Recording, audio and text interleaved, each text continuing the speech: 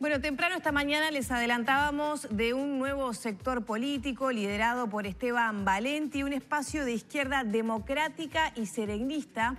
Para conocer más detalles de esta nueva agrupación es que le damos la bienvenida a Valenti. ¿Cómo le va? Gracias, buenos días, muy buenos días. Bueno, ¿qué ha motivado la creación de este sector y su salida del Frente Amplio? La bronca, muy simple, la bronca. La bronca y el recuerdo, la memoria de lo que fue el verdadero Frente Amplio. Las dos cosas. A ver, y no es fácil. Usted, ya hace tiempo que usted viene medio enojado, ¿no? No, pero ¿por qué no cambiarlo de adentro y proponer? Hice todo lo posible. Fui derrotado en toda la línea. Mirá, acá hay un titular que me demuestra hasta qué punto de vista fui derrotado.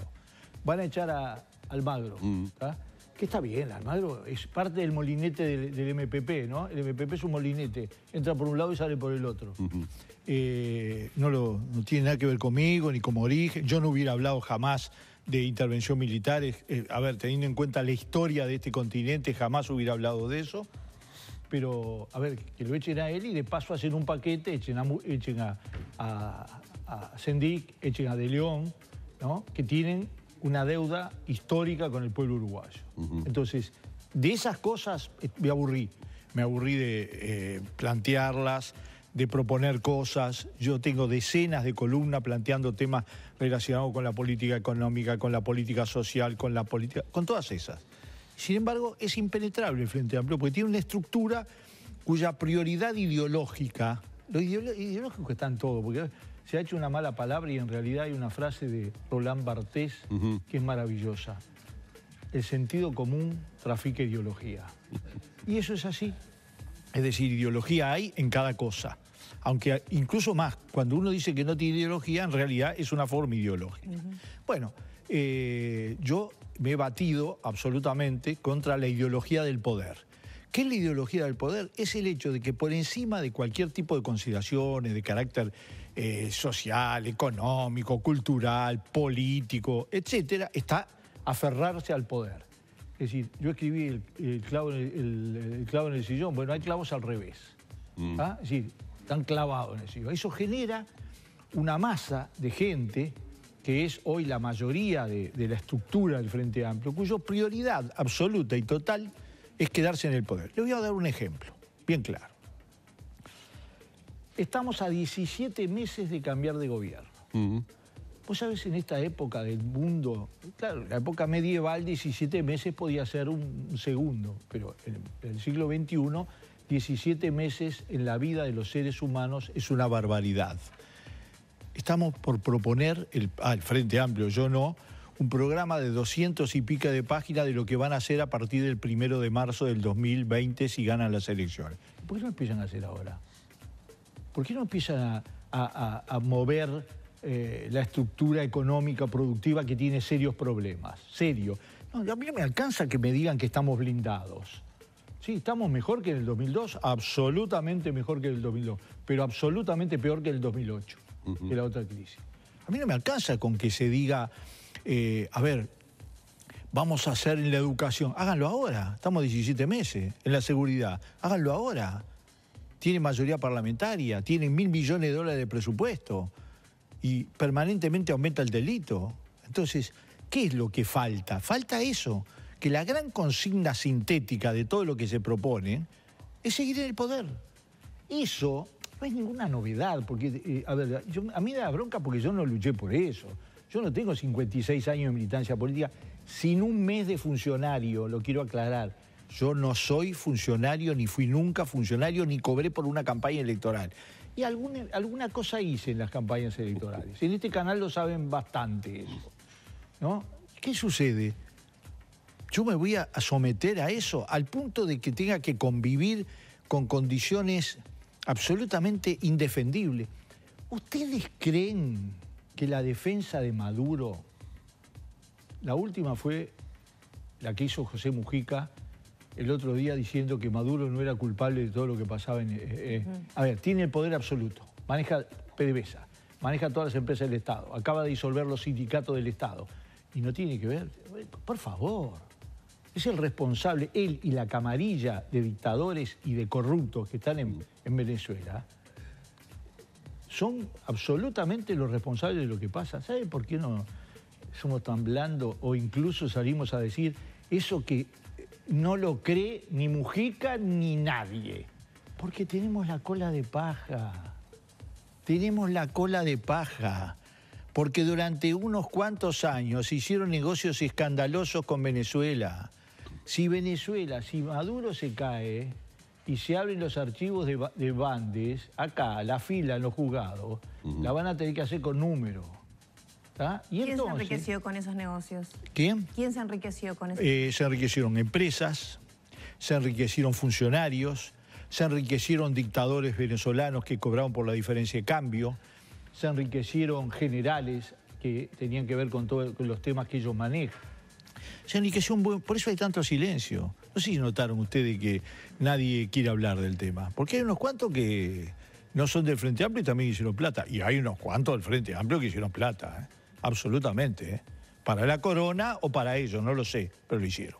Y yo no me voy a callar. Ahora, Esteban, ¿por qué le pasa esto al Frente? Es decir, y cuando digo le pasa esto, no me quiero ceñir exclusivamente a este último periodo en donde esta situación, siguiendo este relato, parecería haberse agravado. Porque tengo que recordar que de alguna manera se sintieron fuera del Frente en su momento y por razones más o menos similares los Hugo Batalla, los Líber Seregni, es decir, como si la propia estructura del Frente los terminara expulsando, porque la palabra desencanto, porque la palabra esto no fue, o el concepto esto no fue por lo que yo luché, se reitera a lo largo de una historia nueva del Frente, porque como fuerza política es absolutamente joven para la historia de un país y para la historia de nuestro país. Entonces, ¿por qué endémicamente se da esta situación de que cada tantos periodos un determinado grupo de personas de frente amplistas se sienten desencantados de la estructura de la fuerza política, de lo poco que pueden hacer, como dijo Lorena en el principio de la nota? ¿Por qué no desde adentro? Porque me cansé, porque las perdí todas, porque no se puede. Y la pregunta es, ¿por qué no se puede? Bueno, es una pregunta nodular, central, con situaciones diferentes. Yo combatí contra la división del Frente Amplio. Aunque mirado en perspectiva, con el diario del día después, con un agregado que yo siempre hago. El defecto que tiene el diario el día después es que sale siempre.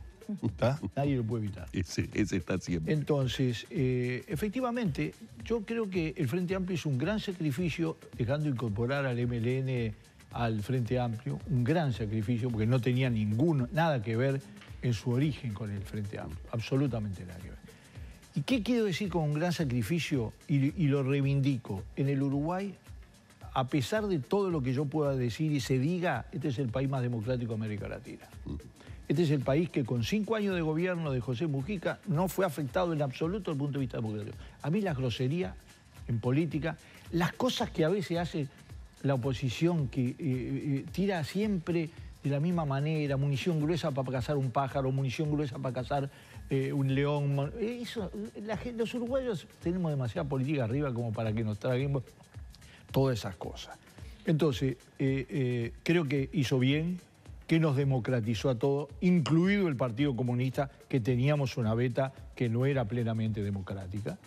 El comunicado 4 y 7 no es que apoyábamos el golpe, hicimos autocrítica, fuimos a la huelga general porque vamos a decir las cosas como son, ¿no? Sí, es decir, nosotros después tuvimos la huelga general 15 días apagando la chimenea de ANCAP y otras cositas más. Otros habían desaparecido completamente y no tuvieron ningún papel en la lucha contra la dictadura. Me estoy refiriendo al MLN. Y también algunos partidos que, a ver, coquetearon. No es el relato histórico que estamos escuchando últimamente, que el MLN peleó contra la dictadura, no hicieron una cosa contra la dictadura. Empezaron de nuevo como si hubiera sido un recreo 12 años después. Terrible recreo, horrible, un horror. Igual que la que pasaron, o menor de lo que pasaron decenas de miles de presos políticos desaparecidos y muertos. Y de eso sería bueno hablar, porque hay una película que aumenta esa mentira. Ahora, ¿qué pasa? Eso hay que reconocerlo, ¿no? A todos nos hizo democráticos. Y eso es un valor que es como la madre, ¿viste? La entendés cuando la perdiste. Nos enseñó a toda la dictadura y estuvo bien que se incorporara. Pero después las cosas fueron cambiando. El primer gobierno de Tabaré Vázquez fue un muy buen gobierno. Fue un gobierno que hizo cosas muy importantes, que cambió aspectos esenciales y que cambió lo fundamental. La pregunta que nos hacíamos los uruguayos después de la crisis del 2002, si el Uruguay era viable. ¿Ustedes se acuerdan que hablábamos de hacer un fútbol, a ver, el sumum del Uruguay, una de sus identidades? Todo estaba en discusión. Eso se cambió, mejoró, hubo derechos sociales nuevos, etcétera, etcétera. Después vino un gobierno de Mujica que dilapidó todo eso, aunque lo reconocimos muy tarde.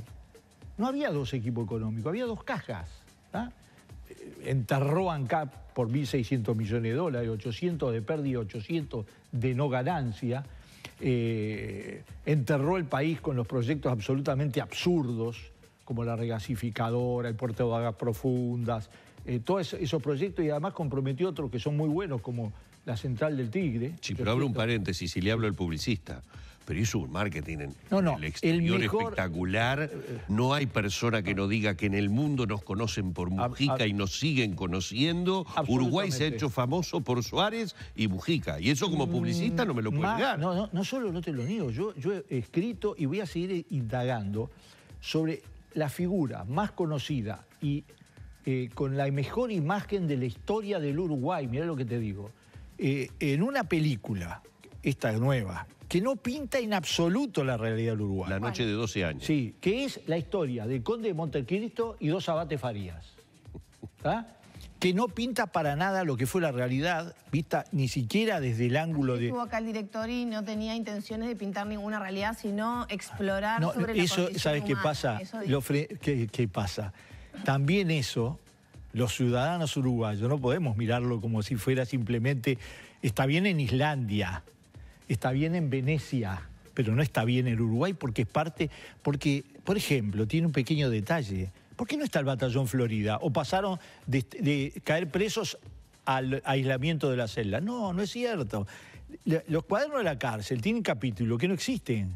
¿Por qué no hablan del Batallón Florida? ¿Por qué no hablan de cómo en 4 meses hicieron desaparecer todo el aparato militar de una organización totalmente clandestina? No fue solo Amodio Pérez. Amodio Pérez fue un traidor. Alicia Rey fue una traidora. El otro, el del interior, también, pero con 2, 3 tipos no desarmás una estructura militar que se armó durante décadas o durante muchos años. Así que también sobre eso estoy escribiendo, porque salí tan indignado del abate Farías y también porque que hace la película es un uruguayo, no puede vivir en la estratosfera y decirnos que ese es un acto, el cuento de 3 seres humanos. Es terrible, está bien hecha, no me emocionó, le faltan aspectos fundamentales.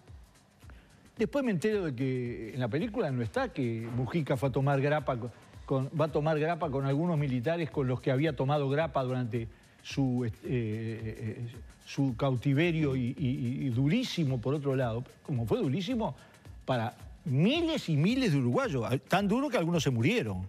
De los 9 rehenes no se murió nadie. Y de los cientos y cientos de presos del PSU, del GAU, del PVP y de otras organizaciones se murieron, fueron asesinados en la tortura, ¿está claro? Entonces, ese es un relato totalmente... Ese relato que hace que si vos en el mundo preguntes ¿quién derrotó la dictadura en Uruguay? Te digan... el MPP encabezado por Mujica. Bueno, pero eso es un error, o sea, que si vas a cualquier libro sabes que no fue así. No, pero ¿sabes qué pasa? No, ¿cómo cualquier libro? Disculpame que discrepe. Hay decenas de libros que cuentan esa historia, con inteligencia, hay decenas de libros. Y yo hasta ahora, mirá, me había equivocado muy feo, pero muy feo. También por eso estoy tan enojado, pero no es el enojo solo, El enojo me da fuerza, pero es el razonamiento que me lleva a la necesidad de formar algo diferente. A ver, ¿qué es lo que de toda esta situación yo sacaba como conclusión? La culpa es de nosotros, de los que tenemos otra historia sobre...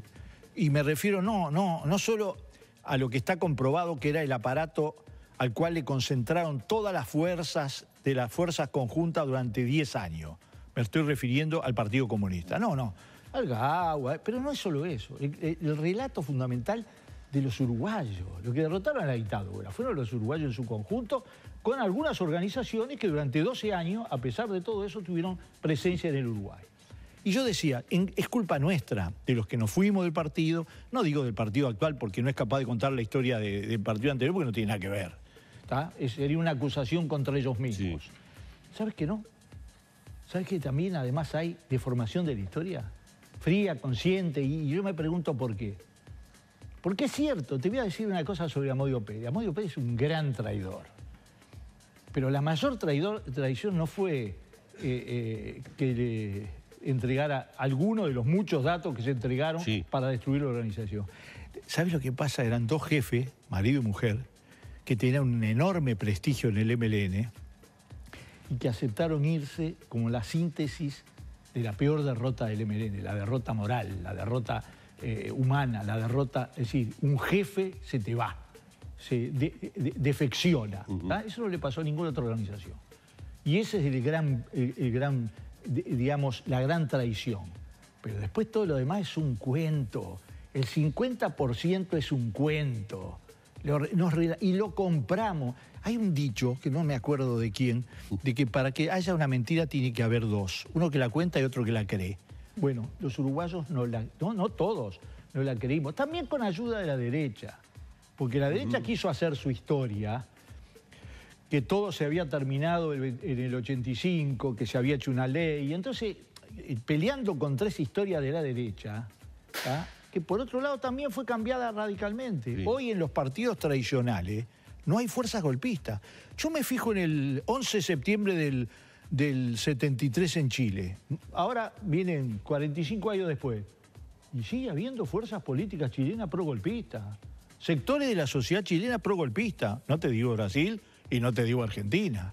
En Uruguay no. En Uruguay no hay fuerzas golpistas. ¿En ningún partido político? No, yo no las veo, no se manifiesta. Que haya un loco, hay un loco. Que hay un loco que está difundiendo cosas para hacer bulla. No, sí. No. Y además, pero ¿por qué tenemos esta tendencia a azuzar, a avivar estos fantasmas cada vez que se da una diferencia como se dio ahora con el caso del comandante en jefe del ejército? Entonces, inmediatamente todo el espectro político, que la sanción, que lo vamos a esperar, que convocó pero él lo desactivó, que la marcha de 3 árboles en la Expo Prado. Tenemos una cosa que nos viene, ¿no? Reservistas, ¿no? Te voy a decir, eso es mentira. Es como que no toque que nos quemamos. A ver, pero son fantasmas. No hay tampoco en el ejército actual, ni en las Fuerzas Armadas actuales, fuerzas golpistas. Te voy a decir con toda la letra. Y ¿querés que te diga? Yo tengo un defectito que me viene de niñito. Yo siempre trabajé en inteligencia.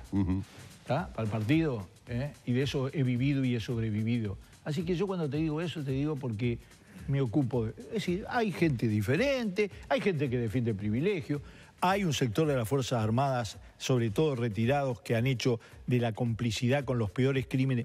A ver, no me podés contar que hiciste con la mamá de una bebé, cuyo único crimen era ser argentina y robarle la hija para quedarle así. Clarísimo que hay un silencio te lo voy a decir así, cruel, inhumano. Eso no es de soldados. Claro. No lo digo en el término del grado. Eso no es de soldados. Los soldados no son así. Yo digo que el general Manini Ríos se equivocó. Se equivocó, entre otras cosas, para defender su causa. Hoy se discute su sanción en lugar de discutir el tema de la caja. ¿Está claro? Sí. Yo creo que el debate se tendría que haber dado de otra manera. Tenía bastantes defensores para que se diera. Creo que en otras oportunidades también no hizo lo que corresponde. Yo tengo que rectificarme de 2 datos que di en perspectiva. Uno de que se habían regalado Biblia es falso, me lo aclaré y lo consulté con 3 amigos militares y es falso, así que me rectifico. ¿Cómo me rectifico el hecho de que, bueno, la capilla en el hospital militar está hace 100 años?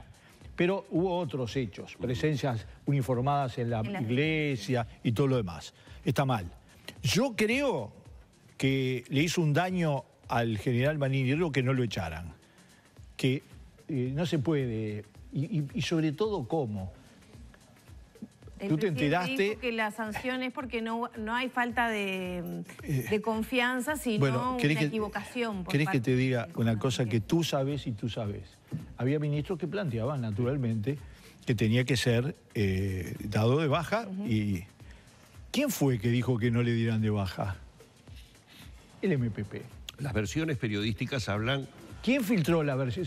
A ver, el MPP se podría llamar MPP/Fuentes, ¿está? Con búsqueda perpetua, fue, y siguen usándolo.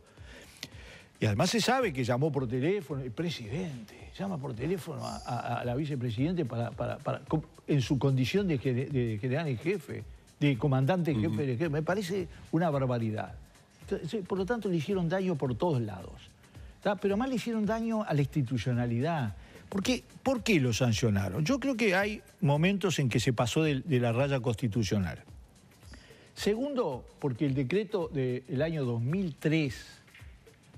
A ver, en plena crisis, un presidente que yo tuve grandes diferencias, pero que reconozco dos cosas, después te voy a decir la otra, de que Jorge Valles tuvo tiempo en medio del desastre de sacar una reglamentación sobre lo que los militares podían y no podían hacer, impecable, liberal y democrática, con todas las cosas que tenía que tener, lo sacó. Por lo tanto, era... ¿Por qué? Porque los otros 4 que habían estado antes... o 3, no, los otros 3 estaban medio casados y medios emparentados y medios no sé cuánto con los militares y no con los mejores, ¿está claro? ¿Por qué? Porque si no tendría que haber sacado, en el caso de Berríos, media cúpula militar y muchas otras cosas por el estilo. Lo hizo Jorge Valle, que además hizo la comisión, de verdad, ¿te acordás? Sí, bueno, la de verdad. Jorge Valle tuvo otra condición. Es el único presidente de todos los presidentes, y yo no lo voy a votar, ni lo hubiera votado, pero ¿sabes qué pasa? No me gusta la política de la mentira y el olvido. Jorge Valle es el único presidente que se fue tan rico, tan pobre como entró. Ninguno de los demás, todos se fueron con más plata, con más patrimonio, todos, incluido Mujica. No será para él seguirá viviendo en el rancho, pero la corona se fue más rica, ¿está claro? Y yo las cosas no digo Gregre para decir Gregorio.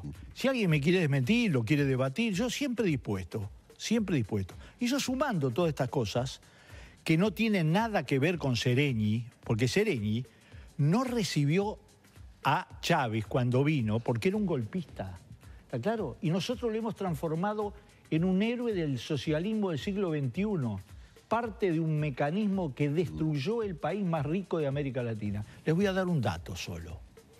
En toda la historia de América Latina, el único país que tuvo una caída de su Producto Bruto, que en esa época se llamaba de otra manera, de su producción y su riqueza al nivel de lo que tuvo Venezuela en los últimos 4 años, fue Paraguay después de la guerra de la Triple Alianza.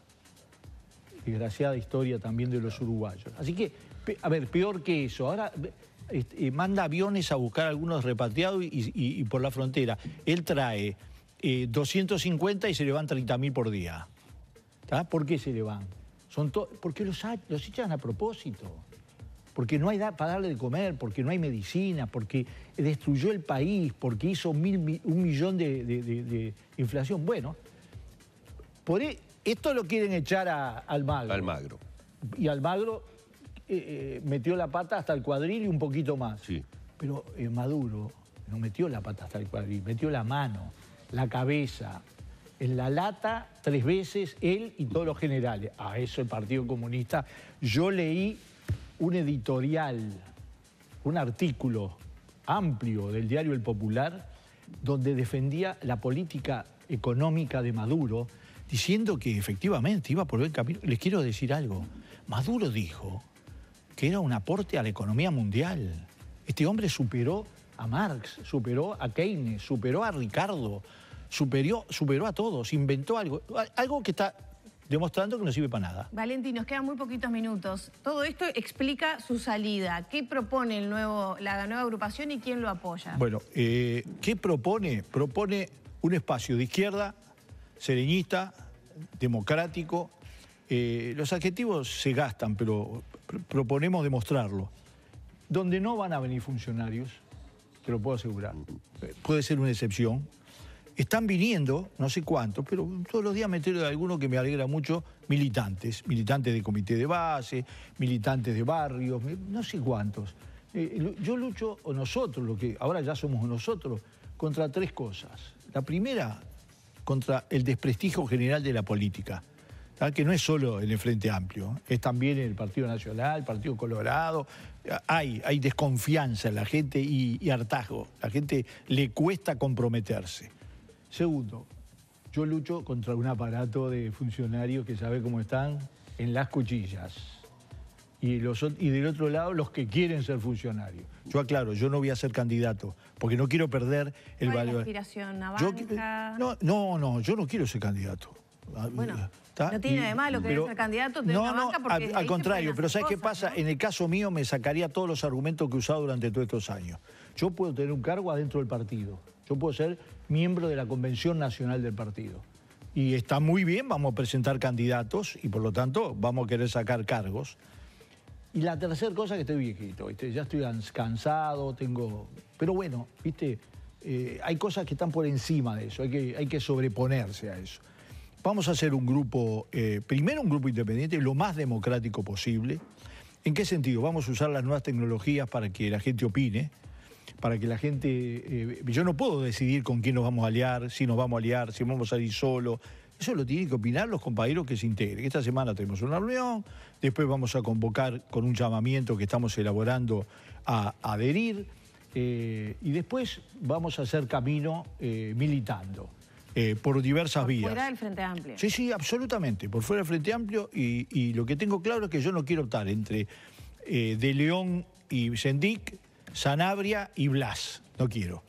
Una preguntita así aparte, ¿ustedes nunca se preguntaron por qué Maldonado es y sigue siendo un lugar donde aparece tanta cosa rara? ¿Saben por qué es? Porque es el punto de contacto, es la frontera con la Argentina. Bueno, yo ya en época... El partido que no haya sido implicado en eso tiene un gran mérito, no importa lo otro. Pero yo te puedo asegurar que yo le he criticado mucho al Flaco de los Santos, pero no pudieron probarle nada. A estos están todos... ¿Por qué es? Si vos mirás, en realidad La Plata no es uruguaya. La Plata es porque la Argentina es el país más fracturado del planeta.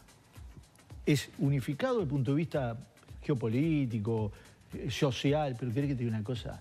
Es el país que tiene la mayor cantidad de premios Nobel, que en medio de esta crisis tiene unas exposiciones de arte únicas en el mundo. Es impresionante, pero con la política eso no tiene nada que ver. Son dos mundos totalmente diferentes. Vamos a agradecerle mucho a Esteban Valenti y nos quedaríamos mucho tiempo más porque cada tema en el que incursiona hay historia y mucha historia para contar. Obviamente vamos a estar al tanto de todos estos pasos y fundamentalmente, bueno, de este nuevo espacio de izquierda, que no sé si tiene nombre. No, todavía tenemos opciones, pero está discutido una barbaridad. Muy bien. Muchísimas gracias por estos minutos. Muchas gracias a ustedes. Esteban Valenti con nosotros.